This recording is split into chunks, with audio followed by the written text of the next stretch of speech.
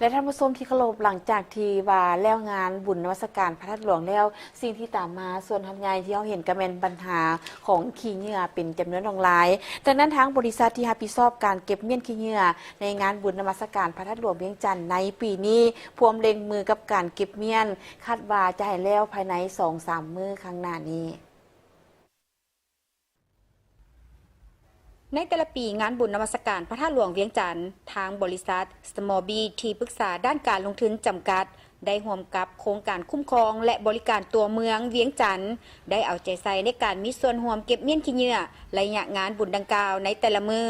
เพื่อเฮ็ดให้งานบุญมีความเป็นระเบียบเรียบร้อยและสะอาดงามตาของผู้มาเที่ยวงานบุญและเป็นการแสดงให้เห็นถึงความสวยงามของนครหลวงเวียงจันทร์เติมอีกซึ่งการเก็บเมี่ยนขี้เหงื่อในแต่ละมือของงานนั้นทางบริษัทได้มีการอนามัยเป็น3ภาคคือภาคเช้าภาคบ่ายและภาคดึกโดยมีการเคียนทายเคลื่อนย้ายขี้เหงื่อด้วยรถไฟฟ้าน้อย2คันเพื่อล้อท่ารถมาหับไปทิ่มที่จุดไว้ขี้เหงื่อเฉพาะและจะมีรถมาหับเอาขี้เหงื่อในภาคแรงและภาคดึก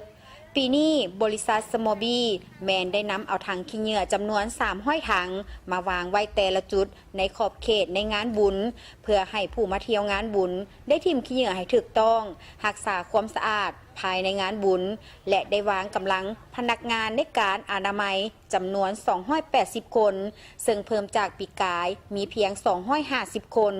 เขตที่รับผิดชอบมี3เขตคือเขตสนามหลวงพระธาตุกรมเรียนหรือขอบเขตด้านในเดินพระธาตุหลวงและขอบเขตกรมเรียน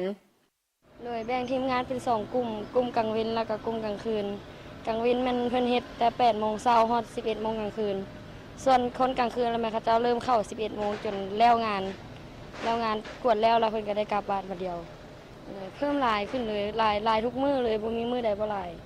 บางกลางคืนน่ะมันเขาเจ้ารถขี้เหงื่อมาเทื่อละ 6-7 คันเพิ่นว่าเทื่อกลางวันนั้นประมาณ 2-3 คันน่าจะมาลง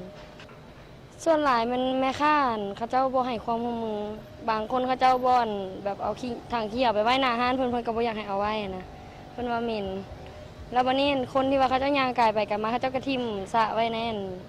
ทางหนทางเลยบ่ใส่ถังขี้เหงื่อบางคนก็ได้บางเทื่อเปิดถังขี้เหงื่อไว้ก็ไปอัดฝาถังขี้เหงื่อไว้แล้วก็ใส่แต่ทางในหน้าฝาหั่นมาฮอดปัจจุบันพวมเล็งมือในการเก็บเมี่ยนให้เข้าสู่สภาพปกติภายใน2-3 มื้อข้างหน้านี้พร้อมทั้งเพิ่มอุปกรณ์ต่างๆที่อำนวยความสะดวกให้แก่พนักงานอนามัยโดยได้เพิ่มรถที่จะมาเก็บเมี่ยนขี้เหงื่อไปทิ่มอยู่หลัก32ให้ทวงทันกับเวลาและประสานงานกับภาคส่วนที่เกี่ยวข้องเพื่ออำนวยความสะดวกให้กับทีมงานได้เข้าไปอนามัยให้สำเร็จ